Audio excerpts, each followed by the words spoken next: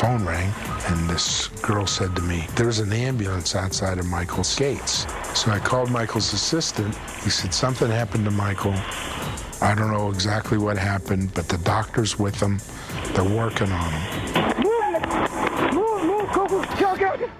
In Vegas, the phone rang, and I looked at Joe. His eyes was teared up. I said, "What's wrong, Joe?" He said, "Michael, very sick. They put him in the ambulance. They take him to UCLA." I said, "Joseph, something is wrong."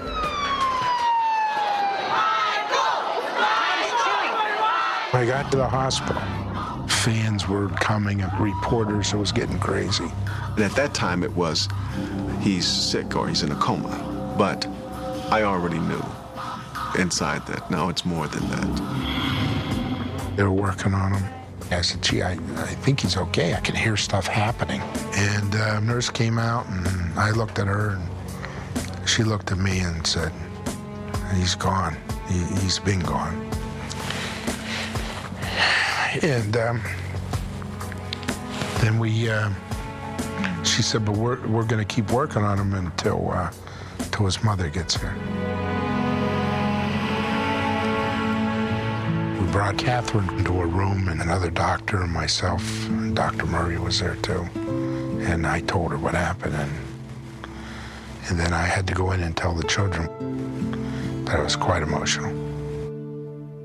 Okay, and you went to the hospital? Yes. All right, were you at the hospital the entire time that security or Michael Jackson was there? Yes, I was. All right, and do you recall how long you stayed when you left the hospital? I was there all day into the early evening. And at some point during that period of time, you saw Dr. Murray there? Yes, I did. All right, and you saw Dr. Murray in the emergency room?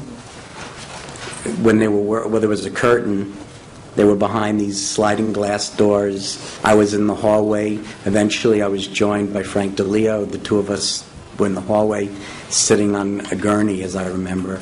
And there was this flurry of activity going on behind this curtain in the emergency room at the Ronald Reagan Emergency Center at UCLA. All right, and you saw Dr. Murray in there? Yes. All right, and where else did you see Dr. Murray? In the hospital, if you remember? Later that day, in a lobby, to a lobby that was south of the emergency room complex. There was a lobby connecting the hospital, and there was a conference room that we were using, and I saw him in front of that conference room.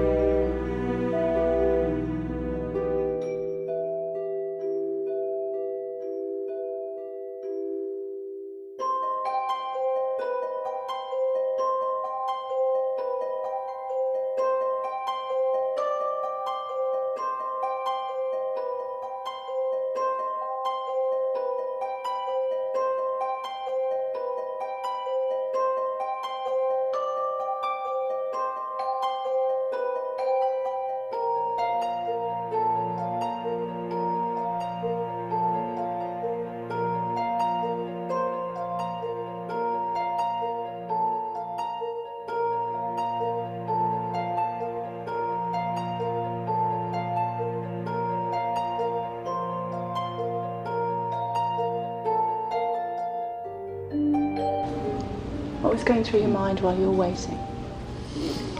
Just shock. I mean, having been with him the night before and watching him engaged and really kicking in to the whole thing,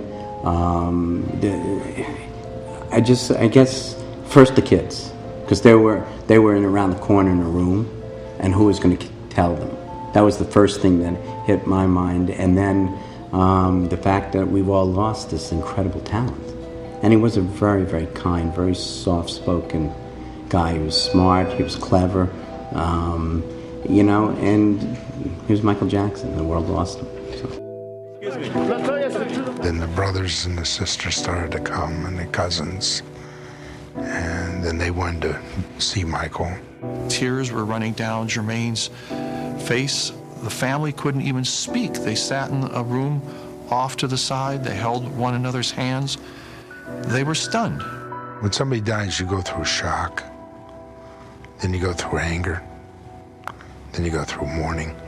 Then you're back to anger. Then you end up with shock. That's the only way I think that it works.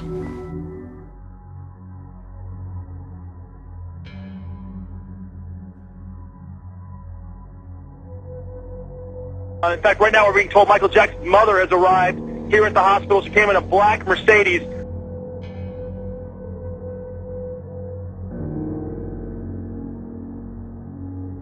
He was brought here around between 12:30 and 1 o'clock. The time is fluctuating a little bit, so he's been here for a couple of hours now.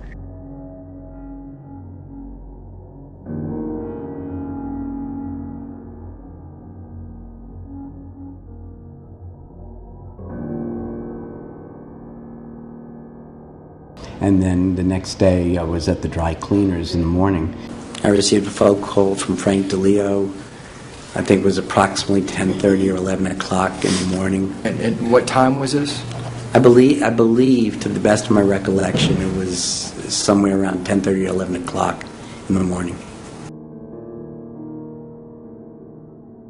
A fan had called and said, "Why is there an ambulance outside of Michael's house?" And I said, "Well, I'm not aware that there is."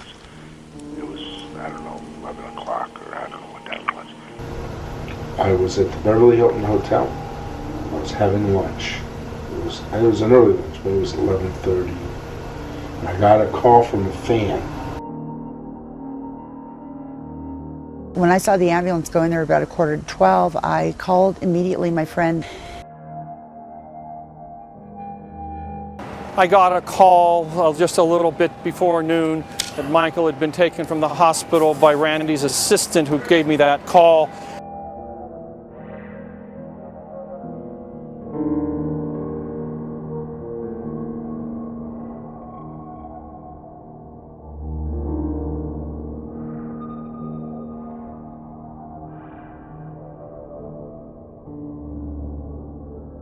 Then when I got home, I got a call to come to the hospital.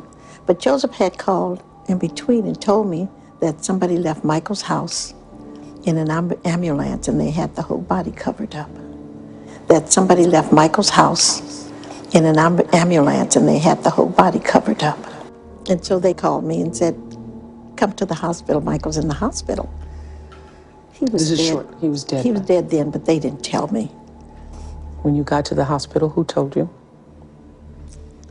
They made the doctor tell me. We stayed there a long time before he came in to tell us. Really, I guess he didn't want to either. Mm-hmm. But the doctor had to tell us, Dr. Murray. Dr. Murray told you? Mm-hmm. Mm-hmm. And he came out so long, and I said, "Well, what happened?" He kept saying, and I said, "Well, how is he? How is he? Did he make it? Or how is it?" And he said, "No, he's gone." That's all I remember. Mm. The children were there, his children, and but they were in another room. I didn't know they were there. And they brought the children in, and that was his worst. His children? His children. Prince and Paris? Prince, Paris, and the baby. And they were crying, and Paris was, I thought she was going to pass out. She was just saying, "Daddy, I can't make it without you."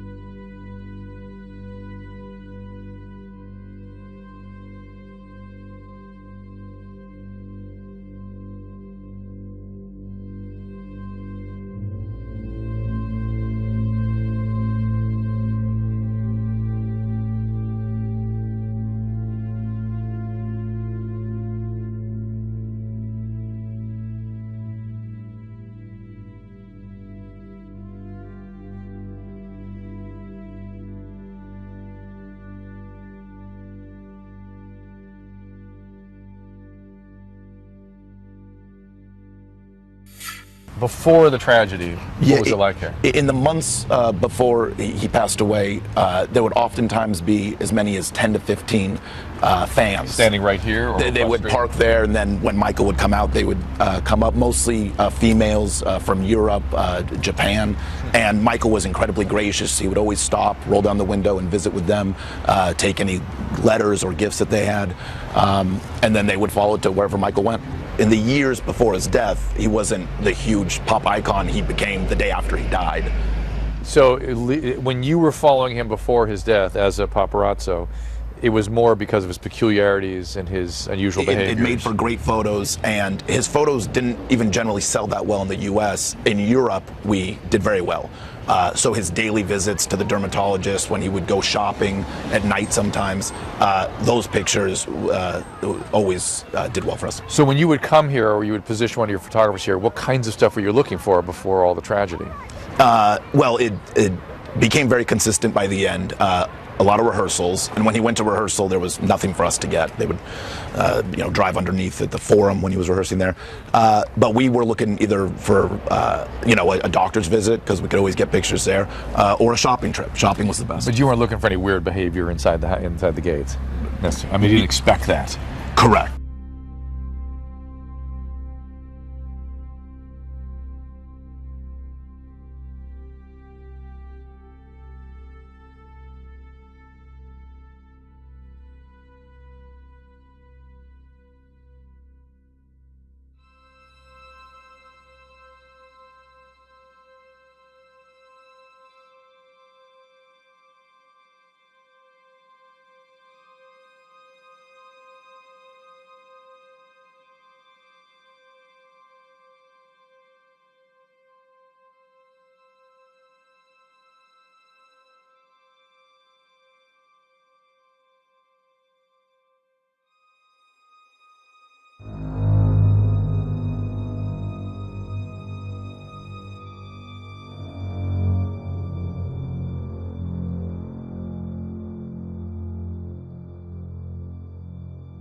But even when the stars don't want to be photographed, the paparazzi show up. They operate like private eyes, paying off all sorts of people for information: law enforcement officials, nurses, valet parkers.